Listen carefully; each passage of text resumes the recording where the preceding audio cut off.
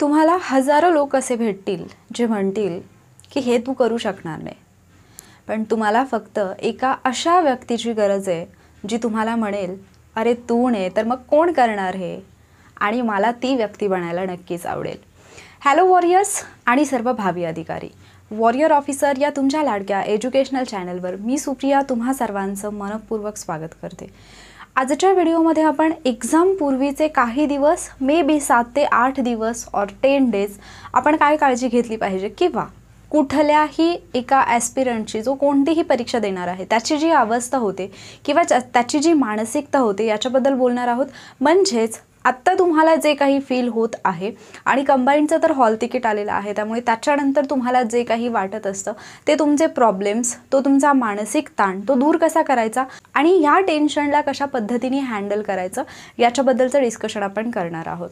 तर सगळ्यात महत्त्वाचं, ज्यावेळेला एक्झाम जवळ येते आपली, जशी जशी एक्झाम डेट जवळ येईल, हॉल तिकीट येईल आणि आपल्याला माहिती की 7-8 दिवसांवरती एक्झाम आली आहे, त्यावेळी सगळ्यात महत्त्वाचा एक प्रश्न आपल्याला सतावत असतो किंवा एक विचार जो सतत आपल्या डोक्यामध्ये असतो तो म्हणजे खूप काही वाचायचं राहिलं आहे. किंवा मे बी असं होतं की जे काही तुमचं म्हणजे तुम्ही अजूनही वाचलेलं नाही, जे वाचायचं राहून गेलेलं आहे, जे तुम्ही आत्तापर्यंत वाचलंच नाही आहे, अशाच गोष्टी तुमच्या समोर यायला लागतात. आणि मग तुम्हाला कुठेतरी वाटतं की माझं एवढं सगळं वाचायचं राहिलं आणि त्याच्यावरूनच जर प्रश्न आला तर मग मी काय करणार, अशी अवस्था तुमची होत असेल, बरोबर? कारण माझेच खूप सगळे विद्यार्थी मला हेच विचारत आहेत की मॅम असं वाटतंय की खूप सगळं वाचायचं राहिलं आहे, किंवा हे वाचू की ते वाचू, एक विषय घेतल्यानंतर दुसऱ्या विषयाचा विचार डोक्यात येतो. तर सगळ्यात महत्त्वाचं या प्रॉब्लेमवरती सोल्युशन काय? हे असं वाटण्याचं कारण हे असतं की तुमच्या नजरेसमोर त्याच गोष्टी येतात ज्या गोष्टी तुम्ही अभ्यासल्या नाहीत. म्हणजेच समजा तुम्ही हिस्ट्री घेतलात हातामध्ये आणि हिस्ट्रीचे काही टॉपिक जे तुम्हाला इम्पॉर्टंट वाटले ते तुम्ही केले असतील, आणि मे बी तुम्ही एखादा क्वेश्चन पेपर घेतला किंवा मे बी तुम्ही कोणासोबत तरी डिस्कशन करत आहात, तिथे एखादा क्वेश्चन असा येईल जो त्या टॉपिकवरती असेल जो टॉपिक तुम्ही वाचलेला नाही, आणि लगेच तिथे तुमचं मन जे आहे ते कासावीस होतं. तुम्हाला असं वाटायला लागतं की हे तर मी वाचलेलंच नाही आहे, आणि याच्यावरती प्रश्न आला तर माझं एवढं सगळं वाचायचं राहिलं, आता मी काय करू? हे कुठेतरी ही एक भीती तुम्हाला सतावायला लागते. अशा वेळेला करायचं काय? सगळ्यात महत्त्वाचं, जेव्हा पण तुम्हाला असं वाटेल की माझं हे वाचायचं राहिले, त्यावेळेला स्वतःला लगेच एक गोष्ट सांगायची, ती म्हणजे तुम्ही काय ऑलरेडी वाचलेलं आहे. लक्षात घ्या, समजा तुमच्यासमोर एक प्रश्न असा आला, एक घटक असा आला जो तुमच्यासमोर आला आणि तुम्हाला असं वाटलं की हे मी वाचलेलं नाही आहे आणि याच्यावरचा जर प्रश्न आला तर माझा 1 मार्क जाईल. त्याची जेव्हा तुम्हाला त्या 1 मार्काची भीती वाटते, त्यावेळेला स्वतःला लगेच सांगायचं 1 मार्क गेल्याने फरक पडत नाही, कारण मी बाकी 99 मार्क्सची तयारी ऑलरेडी केलेली आहे. मी 99 मार्क्सचं ऑलरेडी वाचलेलं आहे.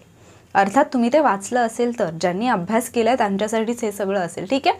सो जेव्हा जेव्हा तुम्हाला असं वाटेल खूप वाचायचं राहिले, तेव्हा तेव्हा ती लिस्ट चेक करा जी तुम्ही ऑलरेडी बनवलेली असेल. जसं मी तुम्हाला यापूर्वीच्या व्हिडिओमध्ये सांगितलं होतं की तुम्हाला एक्झॅक्टली काय काय करायचं आहे अभ्यास, त्याची एक तुम्ही लिस्ट तयार ठेवायची, आणि ती लिस्ट जर तुमच्याकडे रेडी असेल तर तुमचं हे टेन्शन चुटकीत नाहीसं होईल, कारण तुम्ही खूप सगळं वाचलेलं आहे. म्हणजे खूप काही वाचायचं राहिलं आहे याच्याऐवजी मी खूप काही वाचलेलं आहे आणि अगदी थोडंसं वाचायचं राहिलं आहे, हा विचार कुठेतरी तुम्हाला तुमचा कॉन्फिडन्स वाढवणारा ठरू शकतो. आणि सगळ्यात महत्त्वाचं, या परीक्षेच्या आधीच्या दिवसांमध्ये आणि परीक्षा होईपर्यंत एक गोष्ट जी तुम्हाला खूप जास्त सांभाळायची आहे ती म्हणजे तुमचा आत्मविश्वास. कोणत्याही टप्प्यावरती तुमचा आत्मविश्वास डगमगलात तर तुमची पूर्ण तयारी असूनही तुम्ही तिथे मागे पडाल, ठीक आहे? त्यानंतर दुसरा मुद्दा येतो तो म्हणजे फॅमिली प्रॉब्लेम्स. बरेच वॉरियर्स असे आहेत जे त्यांचे प्रॉब्लेम शेअर करतात, आणि एक्झाम तोंडावरती असताना, एक्झाम जवळ आलेली असताना घरामध्ये असं काहीतरी घडतं की ज्याच्यामुळे तुम्हाला तुमचा अभ्यास सोडून त्या गोष्टीकडे लक्ष द्यावं लागतं. अर्थात तुमच्यावरती तेवढ्या रिस्पॉन्सिबिलिटीज असतील तर. सो ज्यांच्यावरती रिस्पॉन्सिबिलिटीज आहेत, फॅमिली जसे की गृहिणी आहेत, ज्यांना मुलं आहेत, मुलं सांभाळायची आहेत, मे बी मुलं आजारी पडली, मे बी घरातलं कोणीतरी आजारी पडलं, किंवा मे बी इतर कुठली तरी रिस्पॉन्सिबिलिटी आहे. बऱ्याच जणांचे घरातले त्यांचा विचार घेतल्याशिवाय कुठला व्यवहार करत नाहीत. असा जर कुठला प्रॉब्लेम आला तर अशा वेळेला एक गोष्ट लक्षात ठेवायची, जे तुम्ही पहिल्या पॉईंटमध्ये केलं तेच आत्तापर्यंत केलेला अभ्यास डोळ्यासमोर ठेवायचा, आणि मी जर इतके दिवस तयारी केली आहे तर एका दिवसाने माझं फारसं काही नुकसान होणार नाही. ही गोष्ट स्वतःला सांगा.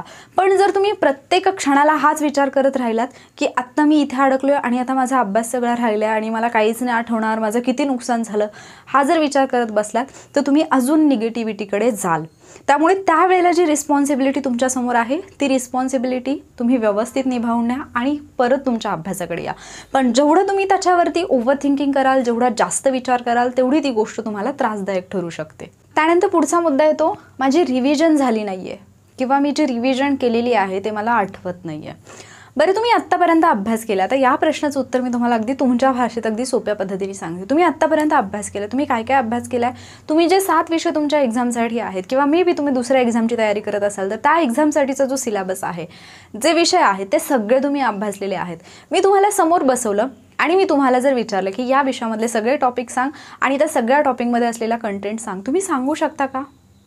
नाही. कारण आपण कितीही अभ्यास केलेला असला तरी तो 100% तुम्हाला ॲट अ टाईम आठवत नाही आणि तो आपल्याला आठवायचाही नसतो. ठीक आहे, तो तुम्हाला आठवायचाही नसतो. तुमच्यापैकी काही जण म्हणतील काही मूर्खपणासारखं बोलतात. तुमची रिव्हिजन झालेली नाही असं तुम्हाला वाटते. तुम्हाला वाटते की मी जे वाचले ते मला आठवत नाही आहे. तुम्हाला जे तुम्ही वाचलेलं आहे ते आठवायचं नाही आहे. परीक्षा तुमची कशी आहे? ऑब्जेक्टिव्ह टाईप आहे, बहुपर्यायी प्रश्न आहेत. तिथे तुम्हाला फक्त ओळखायचं आहे, आठवायचं नाही आहे. तुम्ही ज्या वेळेला रिव्हिजन केली, रिव्हिजन टेक्निक्स तुम्ही पाहिले असतील तर त्याच्यामध्ये मी तुम्हाला आठवण्याचे टेक्निक वापरण्यासाठी सांगितले. कारण जेव्हा तुम्हाला एखादी गोष्ट आठवण्याची सवय लागते त्याच्यातून ओळखणं फार इझी असतं. ठीक आहे, आणि जर तुम्ही आठवण्याची प्रॅक्टिस ऑलरेडी केलेली असेल तर ओळखणे हे तुमच्यासाठी जास्त अवघड जाणार नाही आहे. सो कुठलाही कंटेंट असेल, कुठलाही सब्जेक्ट असेल, कुठलाही टॉपिक असेल, तो तुम्हाला जसाच्या तसा आठवायचाच नाही आणि तो आठवण्यासाठी तुम्ही आत्ता धडपडसुद्धा करू नये. तुम्हाला फक्त ते एक्झाममध्ये आठवलं पाहिजे. आठवलं म्हणण्यापेक्षा आपण असं म्हणूयात की एक्झाममध्ये तुम्हाला फक्त ओळखता आलं पाहिजे 4 पर्यायांपैकी कोणता पर्याय बरोबर आहे. तिथे तुम्हाला आठवायचं पण नाही आहे, ओळखायचं आहे जस्ट. म्हणजे तुमच्यासमोर जसं तुमच्या मोबाईलमध्ये पूर्ण नंबर्सची लिस्ट असते, त्याच्यातून तुम्हाला फक्त जो नंबर हवा आहे तो तुम्हाला फाइंड आउट करायचा असतो, ओळखायचा असतो आणि त्या नंबरवरती कॉल करायचा असतो. सेम एक्झामच्या बाबतीत तसं आहे. तुम्हाला फक्त बरोबर पर्याय ओळखायचा आहे. मग जर तुम्हाला कुठेतरी असं वाटत असेल, म्हणजे एखादा प्रश्न तुमच्यासमोर आला आणि त्याचा पर्याय नाही आणि ते तुम्हाला आठवलं नाही, म्हणून जो तुम्हाला असं वाटत असेल की माझा अभ्यास झालेला नाही, माझी रिव्हिजन झालेली नाही, मला आठवत नाही आहे, तर सगळ्यात पहिल्यांदा हा विचार डोक्यातून काढून टाका.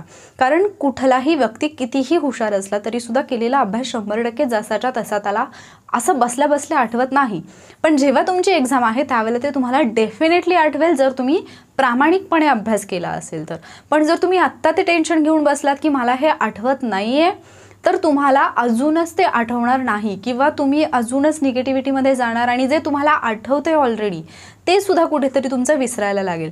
त्यामुळे हा डोक्यातून विषय काढून टाका की मला आठवत नाही आहे. त्यानंतर दुसरा मुद्दा एक येतो इथेच, रिव्हिजन झाली नाही. म्हणजे रिव्हिजन झाली नाही म्हणजे असं तुम्हाला वाटू शकतं, जेव्हा तुम्ही पॉलिटी विषय घेताय त्यावेळेला तुम्हाला हिस्ट्रीचा विचार येईल की माझं हिस्ट्रीचं राहिलं आहे. तुम्ही पॉलिटी बंद केलं आणि हिस्ट्री घेतलं तर तुम्हाला लगेच वाटेल अरे नाही, माझा आणखी एखादा सब्जेक्ट राहिला आहे. हे होऊ शकतं, हे प्रत्येकाच्या बाबतीत होतं आणि त्यामुळे तुम्ही कुठल्याच एका विषयावरती कॉन्सन्ट्रेट करू शकत नाही, कुठल्याच एका विषयाचा व्यवस्थित अभ्यास करू शकत नाही.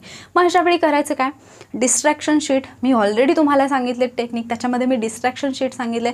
समजा तुम्ही पॉलिटी विषय हा रीडिंगसाठी घेतला आहे किंवा रिव्हिजनसाठी घेतला आहे आणि वारंवार तुम्हाला हिस्ट्रीचा विचार जो आहे तो सतावत आहे की मला हिस्ट्रीचं पण वाचायचं आहे, ते माझं वाचायचं राहून केलं आहे, तर त्या डिस्ट्रॅक्शन शीटवरती हिस्ट्री हे मेन्शन करून ठेवा, जे की तुम्हाला पॉलिटी झाल्यानंतर किंवा पॉलिटीचा जो काही टाईम तुम्ही अलॉट केला तो बंद केल्यानंतर वाचायचं आहे. याने होतं एक की तुम्ही ते लिहून ठेवलं, त्यामुळे तुम्हाला ही खात्री आहे की मी हे विसरणार नाही आहे, मी नंतर मला वेळ मिळाला की ते मी वाचेन. पण आत्ता सध्या काय होतं माहिती आहे, या कंडिशनमध्ये जे तुमच्या समोर येईल ना ते तुम्हाला वाचावं असं वाटतं. तुमचं स्वतःवरती कंट्रोल राहत नाही, बिलकुल कंट्रोल राहत नाही. म्हणजे तुम्ही काहीही म्हटलात तरी आत्ता इथून पुढचे एक्झामपर्यंतचे दिवस असं होणार आहे की तुम्हाला फक्त विचार येत राहणार, मला हे करायचं आहे, मला ते करायचं आहे, माझं एवढं राहिलं, माझं तेवढं राहिलं, मला हे आधी कंप्लीट करून घ्यायचं आहे, मला ते पण कंप्लीट करून घ्यायचं आहे. आणि या सगळ्या विचारामध्ये, या सगळ्या धावपळीमध्ये तुमचं कुठलीच गोष्ट परफेक्ट होत नाही. त्यामुळे सगळ्यात महत्त्वाचं, मेंदूला शांत ठेवायला शिका. जेवढं तुम्ही या गोष्टी शांततेने हँडल कराल तेवढा तुम्हाला चांगला रिझल्ट मिळेल. पुढचा मुद्दा येतो, काळजाची धडधड वाढली. बऱ्याच जणांच्या काळजाचे ठोके वाढतात, जसं की हॉल तिकीट आलं किंवा हॉल तिकीट चेक केलं किंवा कॅलेंडरकडे सहज जरी लक्ष गेलं की आज म्हणजे आज ही तारीख आहे, माझ्या परीक्षेला फक्त 8 दिवस राहिले, किंवा सडनली कोणीतरी तुम्हाला घरातल्यांनी आठवण करून दिली, कोणी फ्रेंडने आठवण करून दिली, आपोआप काळजाचे ठोके वाढायला लागतात, एक भीती वाटायला लागते. आणि मग ती भीती तुम्ही पॉझिटिव्हली घेतात की निगेटिव्हली घेतात याच्यावरती तुमचा परफॉर्मन्स डिपेंड असतो. म्हणजे तुम्ही एखाद्या स्पर्धेमध्ये भाग घेतलात, म्हणजे शाळेमध्ये असताना तुम्ही त्या स्पर्धेमध्ये जर भाग घेतलात, तर ज्या दिवशी तुमचा परफॉर्मन्स असतो त्या दिवशी कुठेतरी तुमच्या काळजाला म्हणजे ना असं ठोके वाढलेले असतात. कारण ती एक्साइटमेंटही असते आणि ती एक भीतीही असते की माझा परफॉर्मन्स नीट होईल का. पण समजा त्याच्यातून तुमचा परफॉर्मन्स चांगला झाला आणि चांगला झाल्यानंतर तुमचा नंबर आला आणि तुम्हाला बेस्ट प्राईज मिळणार असेल, बेस्ट म्हणजे परफॉर्मर म्हणून जर तुम्हाला प्राईज मिळणार असेल, तुम्ही जिंकलाय तुम्हाला माहिती आहे, तुमचा नंबर आला हे तुम्हाला माहिती आहे, तरीही ते प्राईज घ्यायला जाताना, स्टेजवरती जाताना पुन्हा एकदा तुमच्या काळजाची धडधड वाढलेली असते. अगेन ती एक्साइटमेंट असते. सेम तुमच्या एक्झामच्या बाबतीत आहे. परफॉर्मन्सच्या वेळेलाही, म्हणजे आत्ता सध्या तुमचं जे आहे ते प्रॅक्टिस चालू आहे, यावेळेलाही तुमची धडधड वाढलेली आहे, एक्झामच्या दिवशीही वाढलेली असेल आणि रिझल्टच्या दिवशी वाढलेली असेल. So it's natural. ज्याने अभ्यास केला आहे त्यालाच हे होतं. ज्याने अभ्यासच केलेला नाही आहे, जो परीक्षेच्या बाबतीत सिरियसच नाही आहे, त्याच्या काळजाचे ठोकेबिके काही वाढत नाही, त्याला काही घेणं देणं नसतं. त्यामुळे जर ही लक्षणं तुमच्यात दिसत असतील तर तुम्ही सरळ ट्रॅकवरती आहात हा विचार करा. म्हणजे हां, आम्ही राईट ट्रॅकवरती आहोत, कारण आम्ही परीक्षेची तेवढी सिरियसली तयारी केलेली आहे, तेवढा आम्ही अभ्यास केलेला आहे की आम्हाला परीक्षेसाठीची एक्साइटमेंट आहे आणि त्यामुळे आमच्या काळजाचे ठोके वाढलेत. कुठल्याही गोष्टीकडे बघण्याचा तुमचा दृष्टिकोन कसा आहे तो फार मॅटर करतो तुमच्या रिझल्टसाठी. ठीक आहे. आणि शेवटचा मुद्दा येतो, काही लोक असतात त्या लोकांना तुम्हाला अवॉइड करायचे, जाणून बुजून त्यांना इग्नोर करायचे. असे लोक, जे लोक म्हणजे तुम्हाला एखादा प्रश्न विचारतील आणि तुम्हाला काय म्हणतील, एवढं सोपं पण हे सुद्धा तुला येत नाही, मग तू काय अभ्यास केला. परीक्षा होईपर्यंत इथून पुढे तरी किमान अशा लोकांना हमखास टाळा. Not your mentor or your teacher or जे पण तुम्हाला गाईड करतात त्यांना नाही. असे लोक जे तुमच्या आजूबाजूला तुमच्यासोबत तयारी करत असतील, मे बी ते तुमचे चांगले पार्टनर असतील आणि ते तुम्हाला जर अभ्यासाबद्दल पॉझिटिव्हली सांगत असतील देन फाईन. बट अशी एखादी व्यक्ती जी नेहमी म्हणजे आपल्याला लगेच कळते की कुठली व्यक्ती आपल्याशी कशा पद्धतीने वागते, कशा पद्धतीने बिहेव करते, तर अशी एखादी व्यक्ती जी तुम्हाला मुद्दाम तुमचा कॉन्फिडन्स कमी व्हावा, तुमचं खच्चीकरण व्हावं म्हणून तुम्हाला मुद्दाम असे काही प्रश्न शोधून आणून विचारत असेल, जे प्रश्न टफ असतील किंवा जे तुम्ही वाचलेलं नाही आहे, ज्याच्याशी तुमचा काही संबंध नाही आहे, आणि असे प्रश्न तुम्हाला विचारत असेल आणि त्याचं उत्तर न आल्यानंतर जो तुम्हाला असं म्हणत असेल, हे एवढं सोपं येत नाही, तू हे पण नाही वाचलं, मग तू कसा पास होणार, तू कशी पास होणार, तर अशा व्यक्तींना दंडवत घाला आणि त्या व्यक्तींना सांगा, बाबा मला पास नाही व्हायचं. ठीक आहे. त्याचं रिझन म्हणजे अशा व्यक्ती स्वतः तर पास होत नाहीत, बट त्या फक्त आणि फक्त तुमचं खच्चीकरण करण्याचं काम करतात. आणि असं फक्त तुमच्या बाबतीत नाही घडते. आत्तापर्यंत जे लोक क्वालिफाय झालेत असे हजारो लोक आहेत ज्यांनी टॉप केलं MPSC UPSC किंवा अदर ज्या एक्झाम्स आहेत, जसे की बँकिंग एक्झाम असतील, स्टाफ सिलेक्शन असेल, तर अशा लोकांना खच्चीकरण करणारे लोक भेटलेत आणि त्यांनी एक्झामच्या आधी असं बोलून त्यांचा कॉन्फिडन्स लो करण्याचा प्रयत्न केला आहे. बट जे लोक खूप ज्ञान दाखवत होते, खूप ज्ञान सांगत होते, असं काही काही सांगत होते, ते लोक क्वालिफाय नाही झाले आणि ज्यांना त्याची उत्तर आली नाही तेच पास झाले. कारण जी समोरची व्यक्ती तुम्हाला असा प्रश्न विचारणार आहे ती व्यक्ती आयोग नाही आहे, ती व्यक्ती तुमचा पेपर सेट करणारी व्यक्ती नाही आहे. ठीक आहे. हां, जर समजा तो कंटेंट तुम्हाला असं वाटलं की तुमच्या अभ्यासाशी रिलेटेड आहे, तुम्ही तो ऑलरेडी रीड केला आहे, but at the same point ज्यावेळेला तो प्रश्न विचारला त्यावेळेला तुम्हाला त्याचं उत्तर नाही आलं, नाही आठवलं, तर तुम्ही जाऊन ते रिवाईज करा, त्याच्यात वाईट काहीच नाही. पण असा एखादा मुद्दा जो तुमच्या कधीच वाचनात नाही आला, जो तुम्हाला सिलेबसचा पार्ट आहे असंही वाटत नाही आहे, आत्तापर्यंतच्या क्वेश्चन पेपरमध्येही त्याचा काही संबंध नव्हता, असा एखादा मुद्दा आला, देन तशा मुद्द्याकडे बिलकुल लक्ष देऊ नका. इथून पुढे एक्झामपर्यंत नवीन काहीही वाचायला घेऊ नका, बिलकुल घ्यायचं नाही. कुणी इथे सुरी ठेवली आणि जरी म्हटलं ना की हे नवीन आणि हे तुला वाचावं लागेल, तरीसुद्धा वाचायचं नाही. जे तुम्ही आत्तापर्यंत केलं आहे तेच तुम्ही परफेक्ट करा. कारण ज्यावेळेला तुम्ही नवीन कंटेंट घ्याल इथून पुढे, तो तुमच्यासाठी नवीन असेल.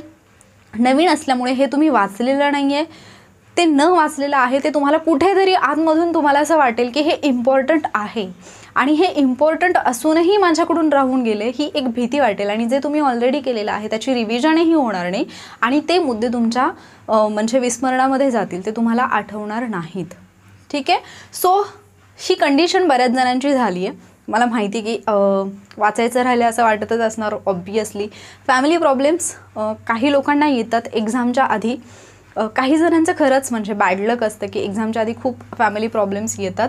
बट येस, जसं की महेंद्रसिंग धोनीचं उदाहरण तुम्हाला माहिती असेल की ज्यावेळेला त्यांची एक्झामही आहे आणि मॅचही आहे त्यावेळेला त्यांचे वडील म्हणतात की जर तू वर्षभर तयारी केली असशील तर एका दिवसाने फरक पडणार नाही. सेम तुमच्यासाठी लागू होतं. तुम्ही आत्तापर्यंत तयारी केली असेल तर 1-2 दिवसांच्या फॅमिली प्रॉब्लेम्सनी तुम्हाला फरक पडणार नाही. बट तुम्ही जर ओव्हर थिंकिंग केलं की एवढा मोठा प्रॉब्लेम आला आता कसं होणार, तर डेफिनेटली त्याचा निगेटिव्ह इफेक्ट तुमच्या परफॉर्मन्सवरती होणार आहे.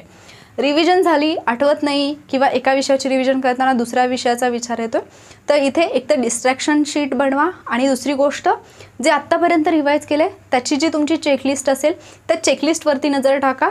तुम्हाला थोडी शांती मिळेल की अरे मी एवढं सगळं केलं आहे. म्हणजे ज्या क्षणी तुम्हाला असं वाटतं की मी हे सगळं केलेलं नाही त्या क्षणी स्वतःला सांगायचं मी एवढं सगळं केलं आहे. म्हणजे जे तुम्ही केलं आहे ते तुम्ही जे केलं नाही त्याच्याशी कम्पेअर करा. तुम्हाला अर्थातच बरं वाटेल, कारण जे तुम्ही केलं आहे ते नक्कीच जास्त असेल जे तुम्ही केलं नाही त्यापेक्षा. ठीक आहे. काळजाची वाढणारी धडधड मी आत्ताच सांगितलं की तुमचं आयुष्य, तुमचा पूर्ण आयुष्यभराचा प्रवास डिसाईड करणारी ही गोष्ट आहे. ठीक आहे. म्हणजे ही परीक्षा जी आहे ती तुमचं अख्खं आयुष्य डिसाईड करणार आहे, तुमचं अख्खं करिअर डिसाईड करणार आहे आणि त्यावेळेला जर तुमच्या काळजाचे ठोके वाढणार नाही तर मग कधी वाढणार. सो ही एक पॉझिटिव्ह साईन आहे. ठीक आहे. सो याच्याकडे निगेटिव्हली पाहू नका आणि अशा लोकांना खरंच अशा लोकांपासून दूर राहा. इव्हन जे लोक तुम्हाला निगेटिव्ह इतर बाबतीतही तू पास नाही होणार, परीक्षा नाही होणार, परत तिसरी लाट येणार, जे पण निगेटिव्ह बोलणारे लोक आहेत त्यांच्यापासून कटाक्षाने दूर राहा एक्झाम होईपर्यंत. किंवा असेही काही लोक भेटतील जे म्हणतील पास झालात तरी परत जॉब मिळत नाही, जॉब मिळाला तर एवढे सगळे प्रॉब्लेम्स असतात, एवढ्या सगळ्या रिस्पॉन्सिबिलिटीज असतात, एवढा सगळा भ्रष्टाचार आहे, असं होतं तसं होतं, बरंच काय काय सांगणारे लोक भेटतील. अशा लोकांपासून दूर राहा. आणि आता उरलेले जे दिवस आहेत त्याच्यामध्ये सगळ्यात महत्त्वाच्या एक 4 ते 5 गोष्टी आहेत ज्यांची काळजी तुम्हाला घ्यायची. त्याच्यावरचा व्हिडिओ नक्कीच येईल, एक्झामपूर्वीच येईल. इथून पुढे काय तुम्ही काळजी घेणार आहात ती गोष्ट. त्याचबरोबर स्ट्रेस मॅनेजमेंट, एक्झाम हॉलमध्ये स्ट्रेस मॅनेज कसा करायचा याच्याबद्दलचा व्हिडिओसुद्धा लवकरच येईल. हा व्हिडिओ तुम्हाला युजफुल वाटला की नाही हे मला कमेंटमध्ये नक्की सांगा. त्याचबरोबर जर तुमचे इतर काही डाऊट असतील एक्झामशी रिलेटेड तर ते सुद्धा कमेंट बॉक्समध्ये नक्की विचारा. ते मी नेक्स्ट व्हिडिओमध्ये नक्कीच इन्क्लूड करेन आणि त्याचा तुम्हाला डेफिनेटली फायदा होईल.